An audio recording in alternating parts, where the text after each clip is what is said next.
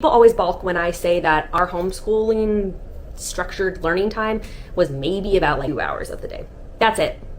In elementary school, my mom would sit and just read to us about books about history. We would go through a math workbook together. She taught me how to read and write. I remember her teaching me how to read through playing little games on the floor, like little phonics games, where we would roll the dice and I would land on a vowel and I'd have to say what vowel that was. And if I got the vowel right, I'd get to roll again and I'd try to make it to the end of the board game before it did. And like, that's one of my memories of learning how to read. My mom would also just teach us in the practical real world, which was just so cool. We would go to the grocery store and my mom would be like, oh, let's add up how much this costs. Okay, read those numbers. Okay, this is $1.39. But we learned about percentages that way through coins. You know, and my mom was teaching me about fractions. We would literally cut a real cookie in front of us into separate pieces and be like, oh, this is 1/2 of the cookie. And like, I don't know, all this real hands-on learning didn't feel like structured class time. There was a huge difference when I started going to traditional school. The day sometime would drag on where I'd be looking at the clock. When I was homeschooled, a lot of the times didn't even realize that we were like doing school. Or I was just learning through the natural flow of things and through what my mom would introduce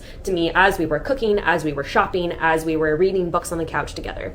I would listen to story audiobooks about natural science. Granted, a big reason that my parents did homeschool us was because of their belief in creationism. So a lot of the science that I learned in elementary school is about how the earth is 4,000 years old. So I don't have a very strong foundation when it comes to what kids are normally taught in school, but that didn't really hold me back later in life, I can tell you. So then, like I said, my mom would sit with us. Maybe we'd go through a couple pages of our math workbook. Maybe I'd listen to something in a science thing that she would put on our little cassette tapes. We'd read a history thing, maybe do a little activity. And then the rest of the day, just kind of just play, like I said, in the backyard with my siblings or running errands with my mom. I had a lot of time to like weird little crafts out of cardboard. All the same stuff I love doing now. Your great grandma taught me how to sew. I wish that we had done more of that when I was little. It's something I'm excited to do with my kids. I know not everyone has this experience, but my homeschooling experience was freaking beautiful. And I know people have bad experiences being homeschooled, but how many people do you know that had a bad experience going to traditional school?